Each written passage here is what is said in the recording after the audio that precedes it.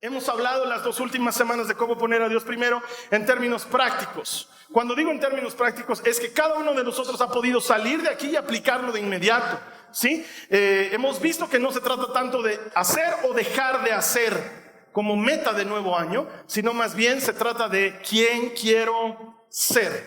Y la primera semana veíamos, ¿quién quieres que yo sea, Señor? ¿Quieres que yo sea aquel que tú diseñaste que yo fuese? Entonces eso significa que tengo que ponerte en el primer lugar de mi vida. Y te pongo en el primer lugar de mi vida más que con acciones, con identidad. Cuando sabes quién eres, sabes lo que tienes que hacer. Acabamos de cantarlo hace un par de minutos. Yo solo sé que yo soy tu hijo, que tú eres mi padre y que como mi padre me amas. Cómo se comporta y cómo vive un hijo de Dios, eso lo vimos la primera semana. La segunda semana vimos todo lo relacionado a familia. ¿Por qué? Porque si quiero poner a Dios primero en mi familia, tengo que ser un padre a la manera de Dios, tengo que ser un cónyuge a la manera de Dios, tengo que ser hijo, hija a la manera de Dios. Eso lo aprendimos la semana pasada. Para alguien que no ha visto los mensajes o que vienen por primera vez, todo está colgado en nuestra página web para que lo puedan ver siempre gratis. Hoy vamos a hablar de lo que considero es uno de los terceros elementos centrales para que tu vida camine bien en el año. Y le puse de título el mensaje Pan de Medianoche. Ahorita te voy a explicar por qué. Todo ha comenzado cuando ya hace mucho tiempo atrás venía escuchando algo que luego el Señor me hizo parar las orejas y me dijo, prestale atención, esto le está importando, le preocupa a la gente. Y quizás lo hayas escuchado como yo, nos vienen diciendo, este año que viene, hace un par de años, este año que viene, este sí va a estar difícil, este sí se pone fregado. Y lo escuché hace un par de noches en los noticieros de que este año, el 2023, agárrense quien pueda, las finanzas van a estar duras, la economía va a estar difícil. Se viene un año de recesión muy grande. ¿Por qué?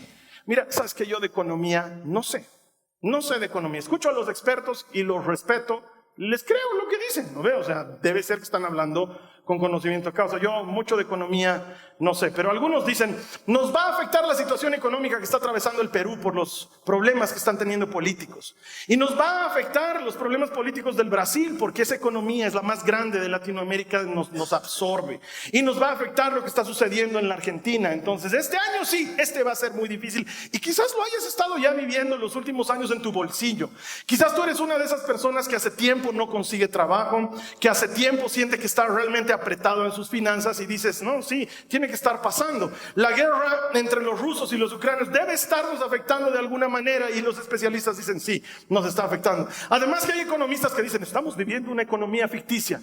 Me imagino que tienen razón, a lo mejor no estamos viviendo una economía real. No lo sé, pero todos los mensajes empiezan a generar inseguridad y empiezan a generar temor. Y en algunos casos, si encima te ha faltado algo de dinero, si encima has sentido que has estado apretado, entonces te genera más incertidumbre. A eso se le suma que alguien dice, ya no va a haber gas, porque no hay nuevos pozos, entonces ya no vas a tener gas en tu casa. Y tú has vendido tu cocina, tu calefón, todo ese gas en tu casa ahora. Estás en serios problemas, te dicen que ya no va a haber gas. Todos esos, ¿cómo se llaman? Los economistas tienen un nombre. Indicadores nos ayudan a entrar en una situación de incertidumbre. A eso sumale que estamos saliendo de una pandemia. Muchos de nosotros hemos perdido nuestro trabajo durante la pandemia. Muchos de nosotros hemos visto nuestro negocio morirse durante la pandemia. Y algunas otras cosas más se perdieron durante la pandemia y te genera inseguridad. Pero la palabra del Señor dice algo diferente. Acompáñame a tu Biblia, por favor, al libro del Éxodo, en el capítulo 11, los versos 6 y 7. Está hablando Moisés, le está hablando al faraón. Le está diciendo lo que va a ocurrir a continuación a causa de la plaga más dura que azotó a Egipto, que fue la plaga de los primogénitos. Y dice la Biblia, entonces se oirá un lamento desgarrador por toda la tierra de Egipto. Un lamento como nunca antes hubo, ni habrá después. Sin embargo, entre los israelitas habrá tal tranquilidad que ni siquiera un perro ladrará. Entonces sabrán que el Señor hace una distinción entre los egipcios y los israelitas. Cuando yo leo esta palabra, me llena de esperanza. Porque lo que estaba anunciando Moisés para Egipto era muy duro de vivir.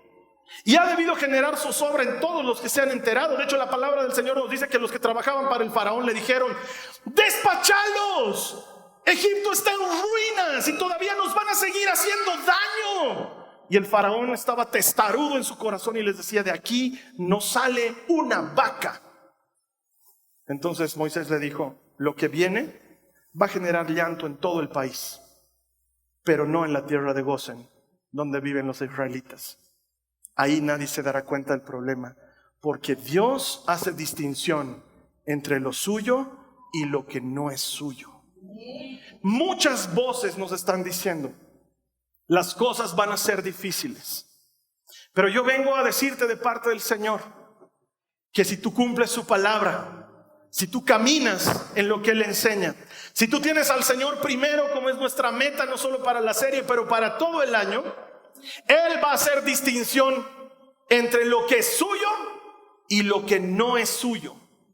Y aunque en el resto del mundo puede estar sucediendo algo muy duro y difícil, en medio del pueblo del Señor habrá paz. Es lo que Él promete. Pero para eso yo tengo que aprender a ponerlo primero. Entonces esto es ponerlo primero en otra área. Ya no es familia, ya no es mi ser interior o mi ser exterior o mi comportamiento, mi manera de dar testimonio de vida. Ya es cómo manejo mi economía, cómo me comporto como administrador de Dios. Y para eso, porque, perdón que vuelva a ese tema anterior, no se trata de hacer o dejar de hacer, no se trata de ahorrar o no ahorrar, invertir o no invertir, que todas esas cosas pueden estar bien. No me voy a meter con esos temas. Yo quiero hablarte de quién tienes que ser. Y para eso te voy a recordar una historia. Probablemente la has escuchado en algún momento. Si no la has escuchado, para eso estoy aquí. Mi trabajo es contarte la historia. Has debido escuchar hablar de un profeta que se llamaba Elías. En la época de Elías había una gran escasez en el pueblo donde él vivía. Él vivía en Israel y la capital de Israel era Samaria. Y Samaria había estado sometida a 3 años y medio, los últimos 3 años y medio de sequía. No caía agua por ningún lado, y cuando no cae agua en la tierra, lo siguiente que ocurre es hambruna. Y todo el mundo estaba penando porque no había alimento en Israel. Entonces un día Dios habla con Elías y le dice: no te preocupes, yo a ti te voy a mantener bien cuidado. Anda a una población que se llama Sarepta y vas a caminar de la plaza 3 cuadras a la derecha, vas a encontrar un portón cafecito bastante pequeño y rústico con el número 12. Vas a tocar la puerta, va a salir una señora que todos la conocen como la viuda. Tú le vas a decir a la viuda que te invite algo de comer y ahí vamos a empezar a trabajar. Entonces Elías, obediente, llega a Sarepta, camina 3 cuadras de la plaza, se va a la derecha, encuentra un portoncito, número 12, toca, sale una señora y le dicen: ¿qué le puedo servir? Y le dice: hola, soy Elías, he venido a que me invites una torta. La señora le dice: Elías, vas a disculpar, creo que no te has enterado, pero hace 3 años y medio no llueve en este país. Yo en mi casa no tengo tortas. Lo que tengo es un poquito de harina, un poquito de aceite que me alcanza para preparar un pan. Estaba justo yendo ahorita al horno a preparar mi pan, lo iba a cocinar, lo iba a traer a mi casa, le iba a dar a mi hijo, iba a comer yo él la mitad y luego nos vamos a morir porque no hay nada más que comer. Y entonces Elías le dice: soy un profeta del Señor. Y el Señor, tu Dios, me ha mandado a decirte que me des una torta, pero me va a faltar, dice la mujer. Y el profeta le dice: si obedeces al Señor, nunca te va a faltar. No faltará la harina de la tinaja ni el aceite de la botella mientras yo esté viviendo en tu casa. Lo que me encanta es que la mujer no dice: haremos la prueba. No, la mujer le cree y le hace caso. Y en lugar de preparar el pan que iba a preparar, lo primero que prepara es la tortita para Elías y le da de comer. Y dice la palabra del Señor que durante todo el tiempo que el profeta vivió en casa de la viuda de Sarepta, no faltó la harina en la tinaja, ni faltó el aceite en el frasco. Todo el tiempo el Señor les ha provisto. El Señor tiene el poder para hacer esas cosas cuando tú lo pones primero. Mira lo que dice el Salmo 127 en el verso 2, dice: en vano madrugan ustedes y se acuestan muy tarde para comer un pan de fatigas, porque Dios lo da a sus amados mientras duermen. Quiero que lo vuelvas a leer conmigo, todos juntos. Salmo 127, verso 2 dice: en vano madrugan ustedes y se acuestan muy tarde para comer un pan de fatigas, porque Dios lo da a sus amados mientras duermen. Por eso el mensaje se llama pan de medianoche. Porque mientras el mundo entero está afanado, fatigado, tratando de conseguir el sustento, hay pan de medianoche para los que confían en el Señor. Pan para los que son sus hijos. ¿Por qué? Porque Dios es la fuente. Él es la fuente. Tu provisión no viene de otro lugar, viene de Dios. Él es el empleador y nosotros somos los empleados. No trabajas para tu jefe. No sé los que trabajan donde trabajan, no sé quién es el jefe, pero quiero decirte, tu jefe no es tu jefe. Tu jefe es el Señor. Él es el proveedor de ese trabajo en el que trabajas. Carlos Alberto, yo soy dueño de mi empresa. Es pequeñita, pero soy el dueño. Bueno, te cuento que no eres el dueño. El dueño es Jesucristo. Tú solamente trabajas para Jesucristo en una empresa que Él te ha confiado. A algunos el Señor les confía una empresa. A otros el Señor les confía trabajar para alguien más. A cada quien Dios ve cómo le provee. Pero la fuente, la verdadera provisión viene de solamente uno. Y ese su nombre de Él es Jesucristo. Él es tu proveedor. Es más, necesito que, por favor, sé que no les gusta hacer esto en la iglesia, pero a mí me divierte mucho y me ayuda. Dile a la persona que está a tu lado con convicción de creyente, dile: el Señor es la fuente de mi provisión. Dile, por favor: el Señor es la fuente de mi provisión. Díselo a alguien más. Suena chistosito decirlo, pero es la verdad. El Señor es la fuente de mi provisión. Tú no trabajas para alguien, tú trabajas para el dueño del universo. Y tú y yo somos solamente mayordomos. No somos más, no somos menos. Solo mayordomos, solo administradores. Mira lo que dice Lucas en el capítulo 12. Voy a leer el verso 37 y luego voy a saltar al verso 42 para seguir leyendo en adelante. Dice la Biblia: dichosos los siervos a quienes su Señor encuentre pendientes de su llegada. Les aseguro que se ajustará la ropa, hará que los siervos se sienten a la mesa y Él mismo se pondrá a servirles. Respondió el Señor: ¿quién es el mayordomo fiel y prudente a quien su Señor deja encargado de los siervos para repartirles la comida a su debido tiempo? Dichoso el siervo cuando su Señor al regresar lo encuentra cumpliendo con su deber. Les aseguro que lo pondrá a cargo de todos sus bienes. Si nosotros creemos y entendemos lo que nos está diciendo la palabra de Dios, entonces vamos a poder administrar lo que Dios nos ha dado con sabiduría, porque lo que Él está diciendo es sencillo. Yo soy el Señor, pero te estoy poniendo a cargo de algo. Yo soy el dueño, pero te estoy poniendo a cargo de algo y tú trabajas para mí. Si comprendemos eso y vivimos eso, vamos a poner a Dios primero. En cualquier asunto que tenga que ver con nuestras finanzas y nuestra economía, lo vamos a poner primero, porque al final del día, al que le rindes cuentas, no es a tu jefe, sino a Dios. Él es el proveedor y a Él le rindo cuentas. Y cuando sabes quién eres, sabes lo que tienes que hacer.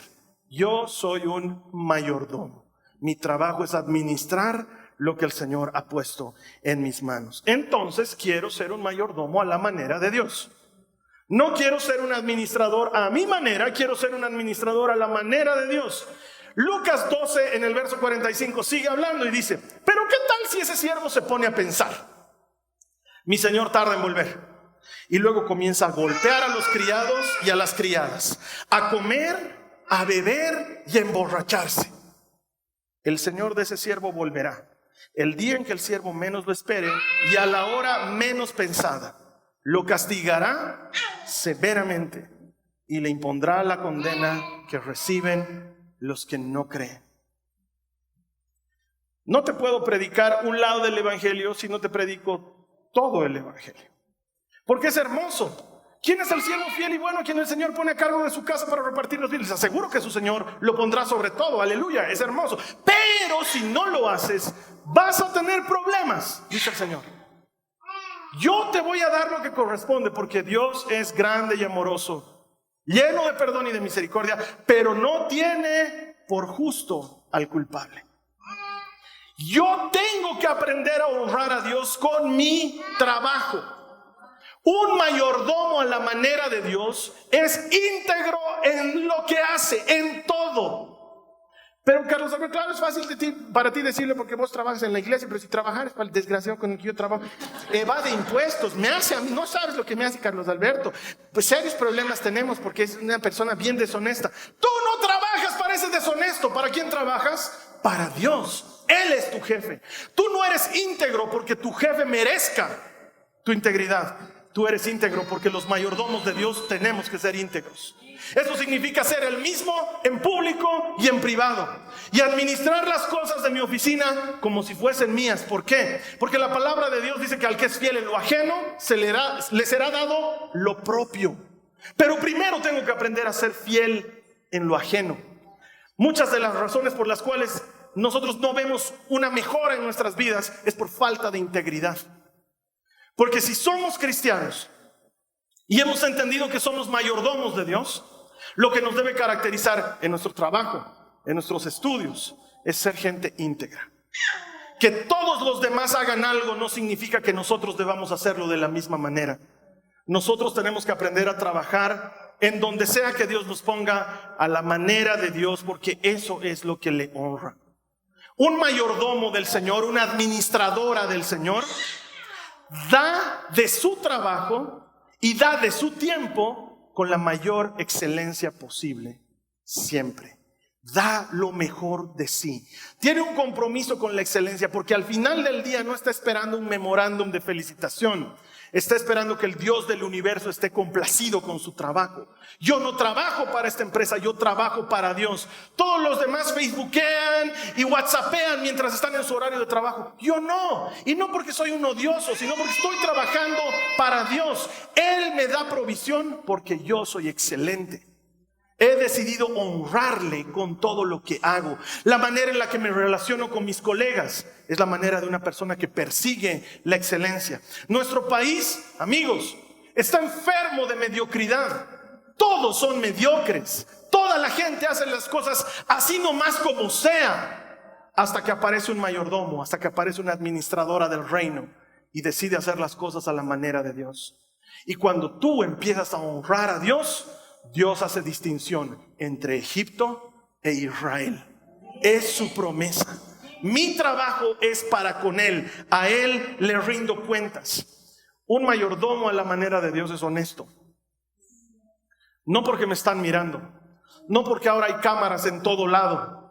Porque ahora hay cámaras en todo lado. El que tiene la idea de que es anónimo o tiene privacidad, no se ha dado cuenta en qué mundo vive. Hay una cámara que te está enfocando todo el tiempo en algún lugar. Si tú vas a rendir por la cámara, no has entendido el principio. Uno es honesto no porque me estén mirando, sino porque Dios me está mirando. Él me está mirando todo el tiempo. Él sabe lo que hago en público y sabe lo que hago en privado. Y por eso he decidido ser un mayordomo a la manera de Dios. Entonces, no robo, no engaño, no hago trampa, porque al final del día a quien le estoy haciendo la trampa es a Cristo, y a Él nadie le puede hacer trampa. Si eres empleador, si el Señor ha confiado en tus manos una empresa grande o pequeña, no retengas el salario de tu empleado. Págale a tiempo, págale lo que has acordado. Sé justo en la manera en la que entregas el dinero que Dios te ha dado para administrar. No lo tengas contigo. No hagas ese daño.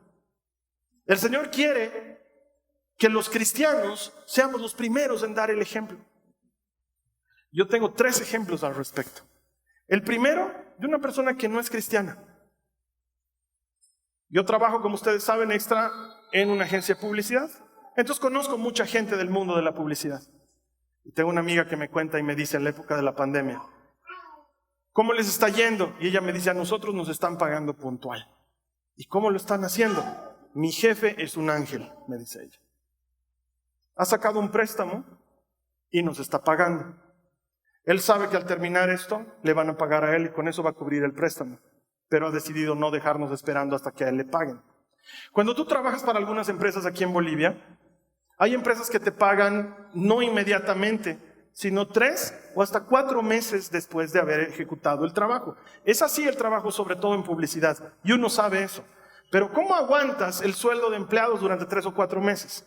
Bueno, lo que hacen las empresas es tienen varios clientes y van pedaleando el dinero. Sacan dinero de un lado, cubren otra cosa y luego cuando pagan cubren lo anterior. Pero ahora no había trabajo, era pandemia y todo estaba... Un hombre que no es cristiano decide ser honesto con sus empleados. Y aunque eso le va a costar seguramente intereses con el banco y tal vez algún problema, sus empleados no pasan hambre en una época de escasez.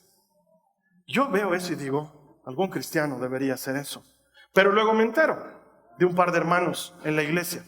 2 empresas diferentes, 2 hermanos que no tienen contacto el uno con el otro, que llevaban meses sin pagarse a sí mismos, porque estaban pagando a su gente.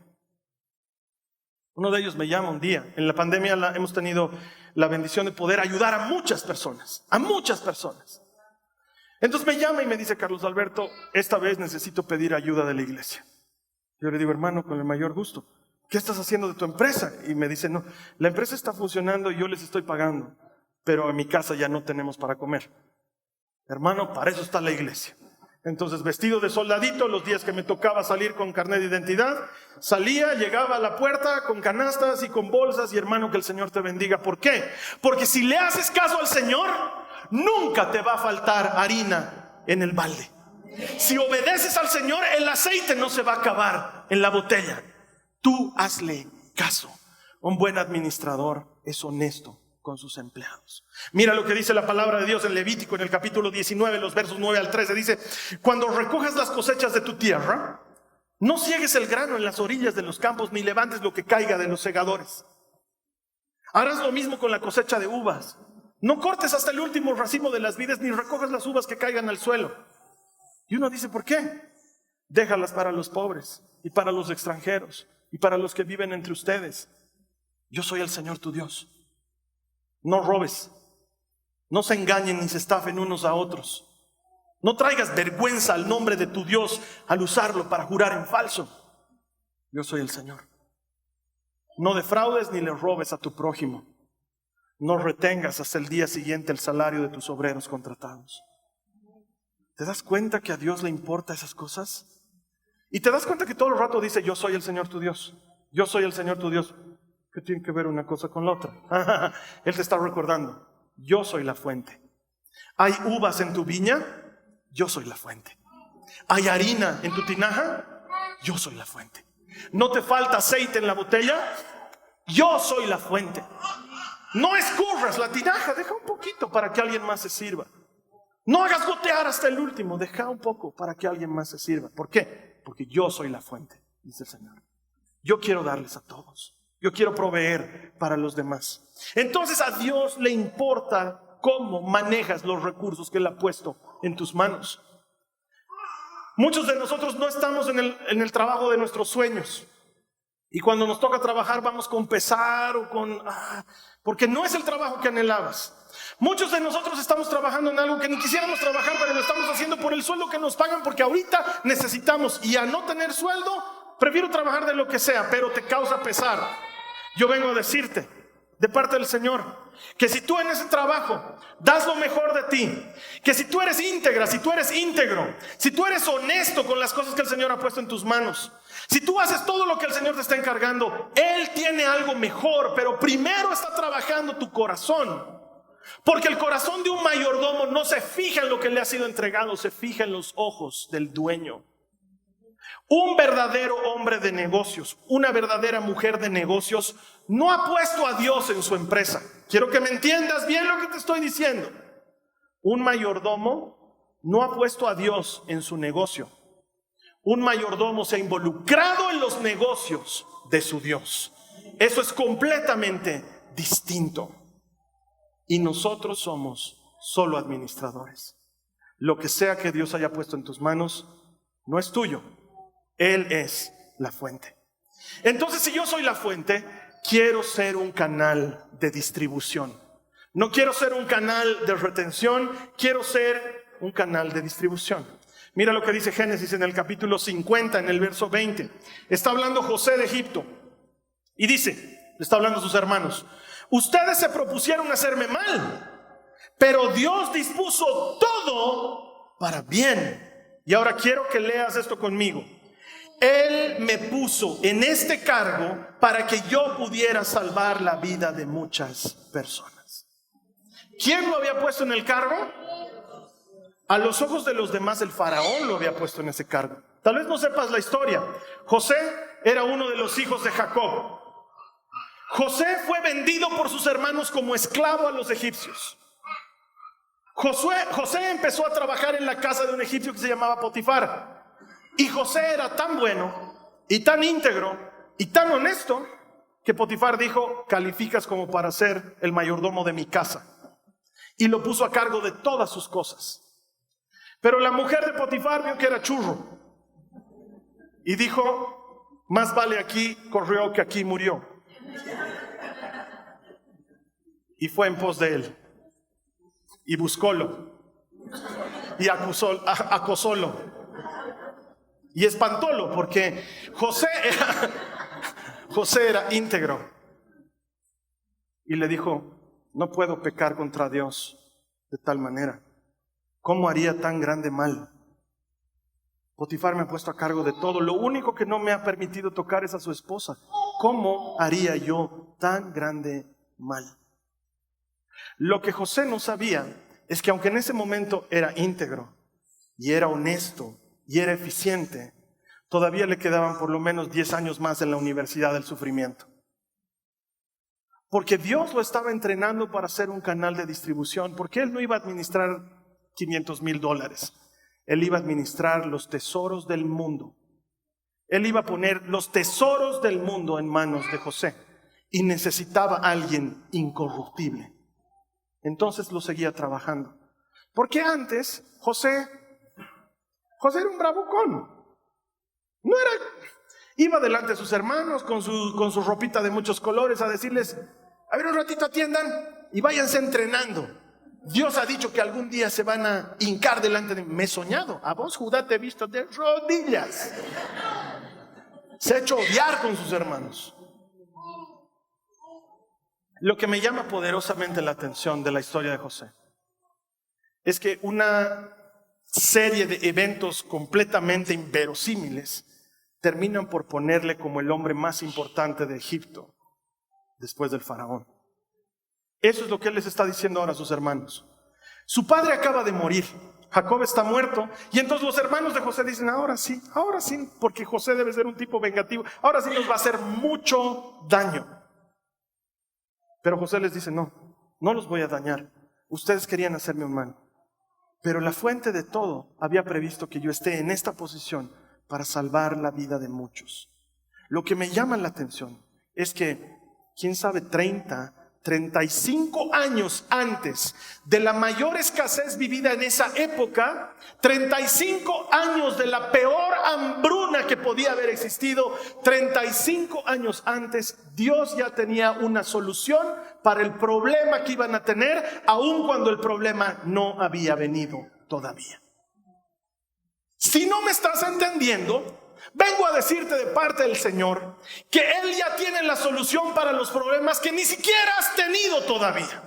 Porque Él no solamente es la fuente de nuestra provisión, Él es la fuente de todo lo que necesitas en tu vida.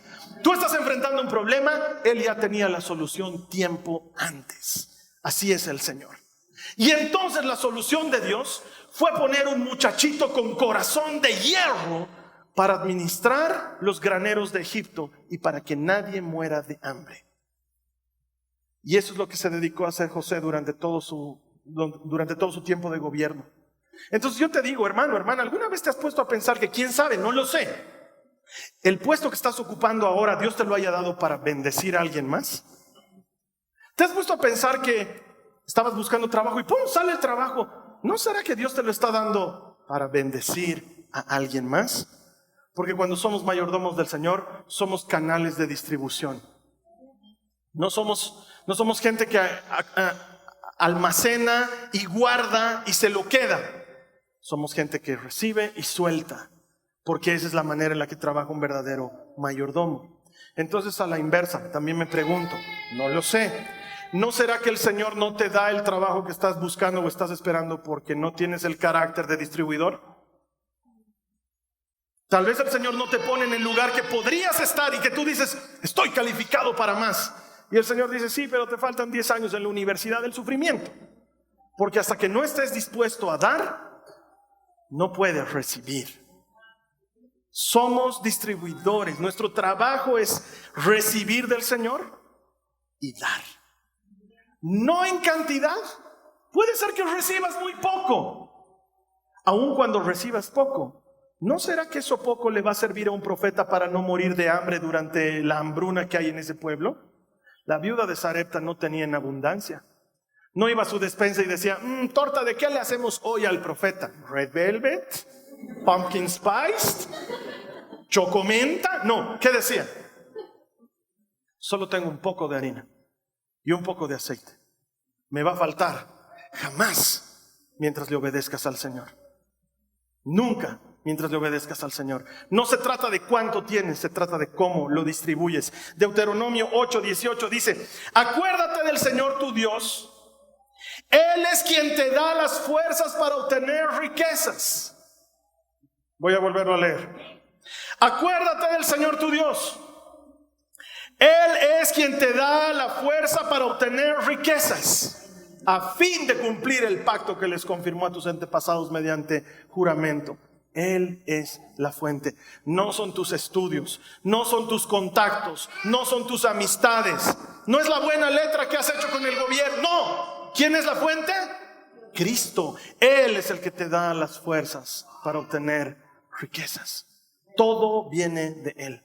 Veo en Facebook algunas publicaciones de grupos que promueven este evangelio de la prosperidad. Y dicen las publicaciones cosas como, Señor, oro mucho para que me prosperes, porque cuando sea prosperado quiero ser de bendición para otros. No funciona así. Si tú no puedes ser generoso aún con lo poco que tienes, no puedes ser generoso. La generosidad no comienza en la abundancia, la generosidad comienza en el corazón. Ahí es donde comienza. Cuando entiendes que lo que tienes no viene de ti o de tu esfuerzo, sino viene de Dios, que es el proveedor, y que entonces lo distribuyes, ahí es cuando comienza la generosidad. Porque después de todo, no olvidemos que Jesús, a quien aplaudió al momento de dar ofrendas, no fue a los que daban mucho, sino a la que dio solo 2 blancas. Y dijo Jesús, de toditos, ella dio más, porque de su pobreza dio todo lo que tenía. Porque la generosidad no tiene que ver con la abundancia que tengas. La generosidad tiene que ver con el corazón que tengas. Si tú vas a esperar a tener en abundancia para ser generoso o generosa, nunca vas a ser generoso. Nunca vas a tener suficiente. Comienza antes. Y créanme, hermanos, que no estoy promoviendo esa mentalidad de abundancia. Lo que no quiero es que haya mentalidad de escasez en la iglesia. Eso es lo que no quiero que haya. Pero mentalidad de abundancia, no. Yo quiero promover la mentalidad de dependencia. Es otro tipo de mentalidad. No es que tengo mucho o que tengo poco. Es que tengo un padre y ese padre me ama. Entonces soy dependiente de él. La mentalidad de escasez te dice, va a faltar. La mentalidad de abundancia te dice, hay que tener mucho, hay que ser prósperos. La mentalidad de dependencia te dice, tengo un padre, él está a cargo, él es la fuente, yo soy su hijo, él me ama. Es diferente esa mentalidad. Ser un mayordomo a la manera de Dios es haber entrado en la mecánica del reino, donde no dependo de mi esfuerzo, dependo de Cristo. Y como dependo de Cristo, le doy mi mejor esfuerzo. Funciona de una manera diferente. Entonces, vas a entender que Dios le va a dar más al que distribuye mejor. Porque Dios no es sonso, es un gran administrador. Entonces, si tiene un hijo, una hija, un mayordomo, una administradora que distribuye bien, le daremos un poco más porque va a distribuir muy bien. Así es como funciona el reino. Entonces tengo que aprender a poner a Dios primero en todo. Mira lo que dice Primera de Crónicas 29:14. Dice, pero ¿quién soy yo? ¿Y quién es mi pueblo? para que podamos darte estas ofrendas voluntarias. En verdad tú eres el dueño de todo.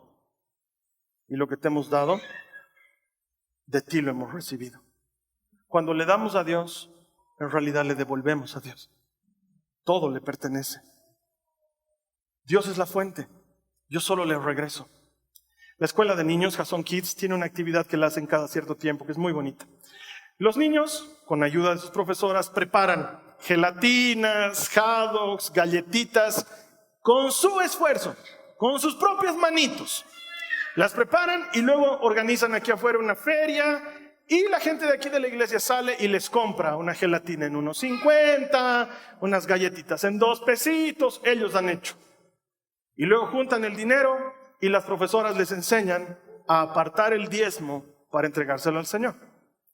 Muchos años atrás, cuando mi Nicole todavía era chiquitita, estaba en la escuela de niños y las profesoras le hicieron hacer esa dinámica. Y yo me acuerdo que salgo y estaba feliz porque había ganado harto dinero. Y me dice, mira papá, he ganado harto dinero. Y yo le digo, muy bien mi amor, ahora tenemos que apartar un 10% y eso se lo tienes que dar al Señor.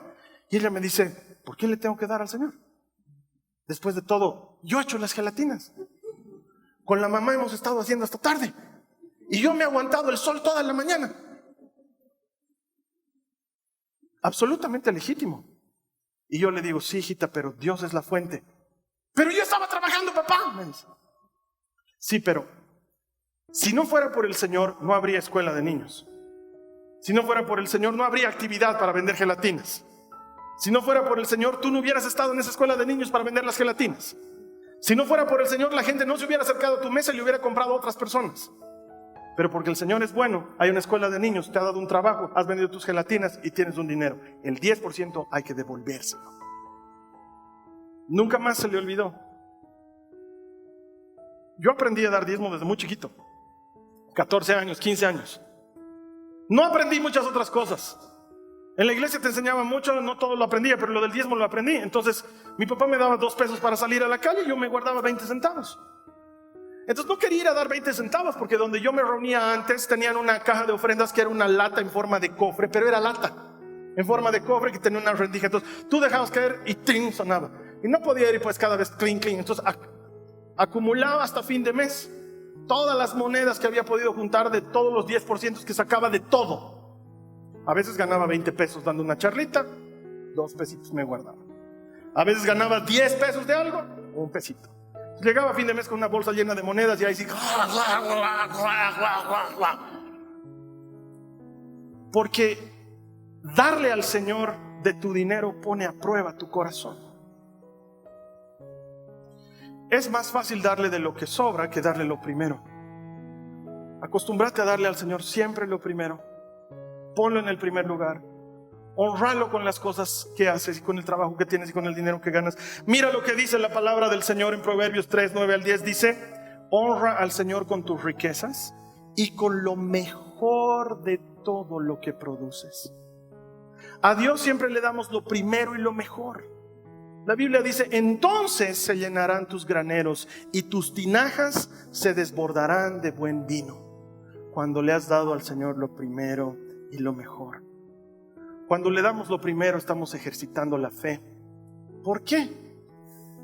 Tu fe se pone a prueba cuando demuestras que eres capaz de confiar que Dios puede hacer más por ti con 90% porque ya le has dado 10 que lo que tú puedes hacer con 100% porque no le has dado nada.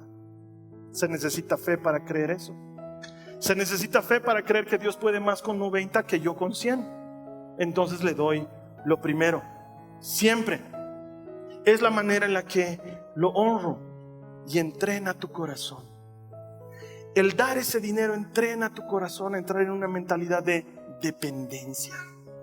Porque aprendes a depender de Él. No se trata de lo mucho, de lo poco, se trata de quién dependo.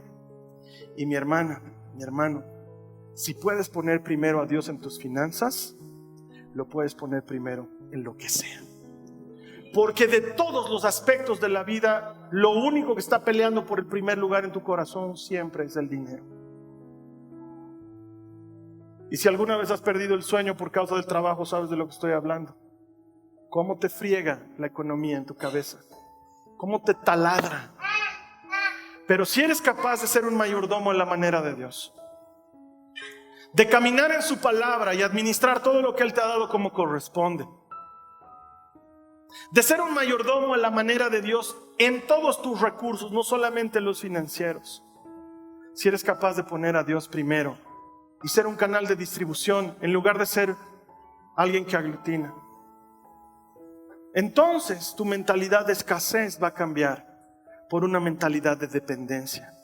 Y como la viuda, tú y yo vamos a ver que aun cuando la harina es poca y aun cuando el aceite es poco, nunca se acaban mientras le haces caso al Señor. Y entonces, mientras todo el mundo teme un 2023 difícil en lo financiero, los hijos de Dios y las hijas de Dios duermen tranquilos. Él hace distinción entre Egipto e Israel y les da pan de medianoche a los suyos mientras duermen. Yo te invito a que confíes en el Señor. Sé que muchos estamos con el cinturón bien apretado. Confía en Él. Confía en Él. Él nunca desampara a los que confían en Él.